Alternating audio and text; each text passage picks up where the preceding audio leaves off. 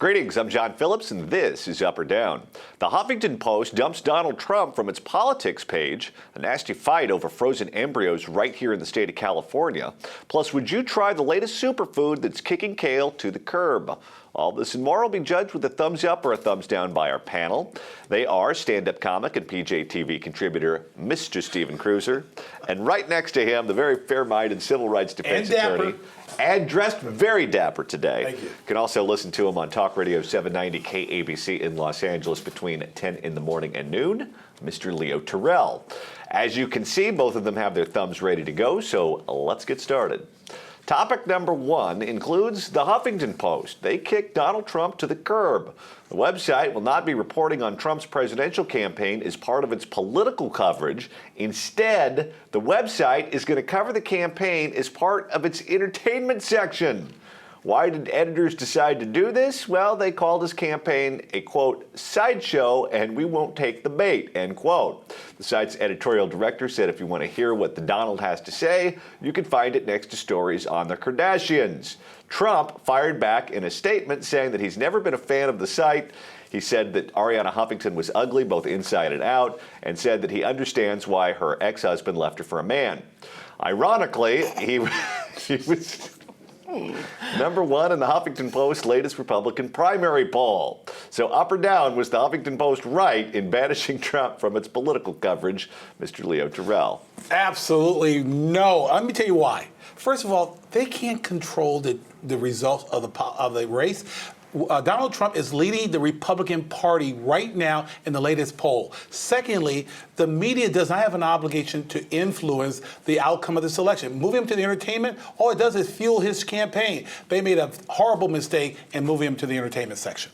Cruiser. The media doesn't get to be the arbiters on who or who is not a serious candidate. This is a horrible precedent. There were a lot of snooty, more Republican consultant types clapping and applauding this, soft clapping.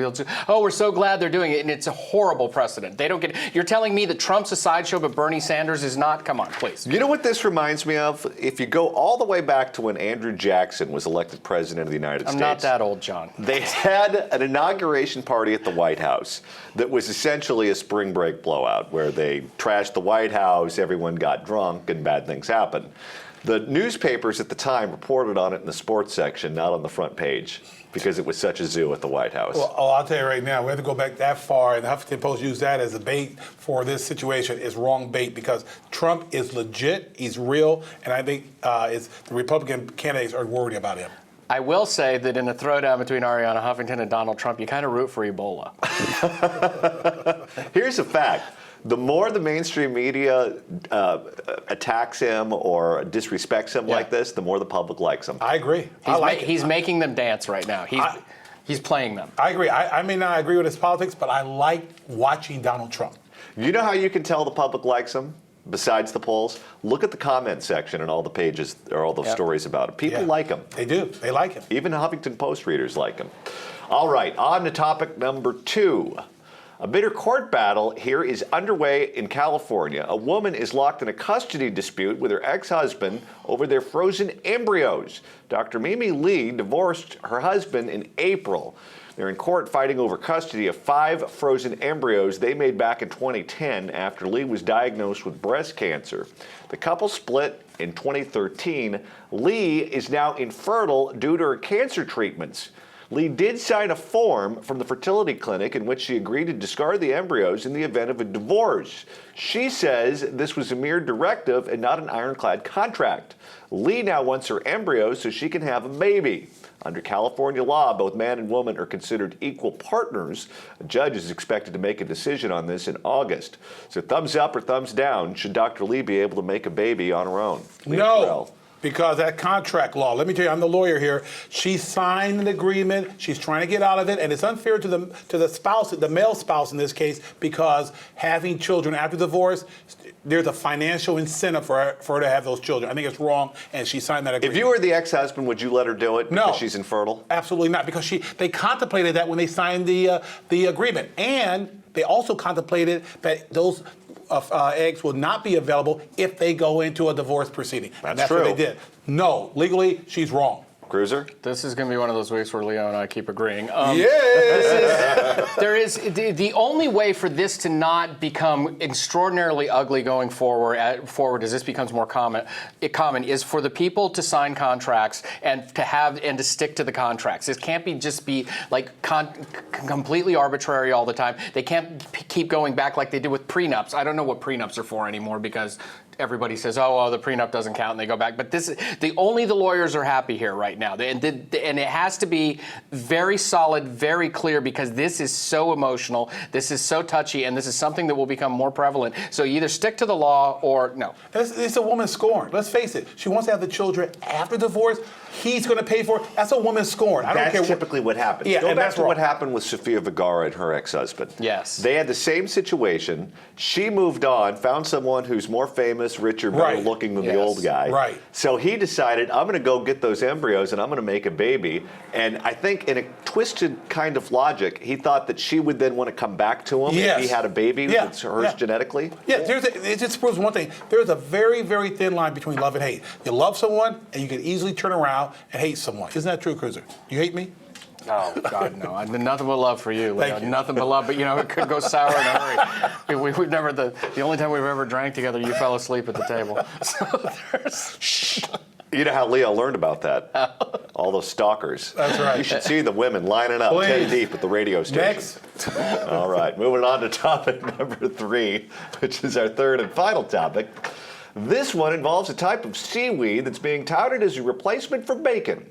Researchers at Oregon State University say they've created a new type of seaweed that will be the next big superfood. It's called Dull's seaweed. It's packed full of minerals and protein, looks like red lettuce.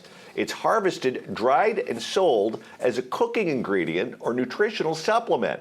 Researchers say when you fry it, tastes like bacon, and it's much healthier for you. So up or down, would you give this faux bacon a try? Oh, Leo Terrell? way up. Let me tell you right now, the hardest thing to do is eat healthy and have tasty food. If this tastes like bacon, that's all I'm eating for the next 24 hours. Way up, way up. I'll try anything twice if it doesn't kill me the first time. And I do like healthy food too. What I don't like though is everybody saying it tastes like bacon, okay? Just say it tastes good. It doesn't have to taste like bacon. I doubt it tastes exactly like bacon. I don't think everything needs to be bacon flavored either. They have bacon flavored toothpaste, bacon flavored. Let the bacon be the bacon. I'm going to be a bacon purist now. This is why I can't take Canada seriously, because that thing is not bacon, what they call bacon. So let the bacon be bacon. I love let this Canadian just be bacon. healthy food. I love Canadian bacon. That's, All right, now what I'm Canada's not about a to real describe country. to you is quasi-pornographic. You know how That's when a you get shock. when you get a flight of beers, they'll give you a piece of paper that tells you Yes, which yes. beer is what and where it's Yeah. from and all that. Same thing with oysters. I was at a restaurant for brunch this Sunday that had a flight of bacon.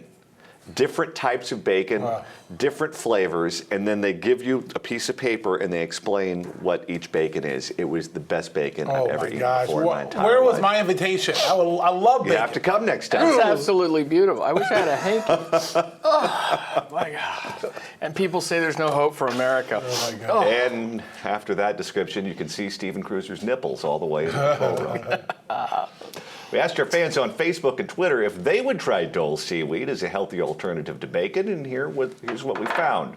58% of you said yes, I would try it as a healthier alternative. 38% of you said no, seaweed will never, ever, never, ever, never replace bacon.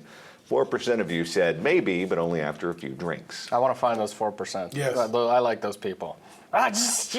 Anything. It's a cat head? Okay. You want to add smoking and riding a motorcycle without a helmet to that to just get every bad habit we possibly can. One pull. All right, that's going to do it for today's show. Leave your comments in the comment section below, and don't forget to like us on Facebook at facebook.com/PJTV. I'm John Phillips for Stephen Cruiser and Leo Terrell. Thanks so much for watching. Have a great weekend.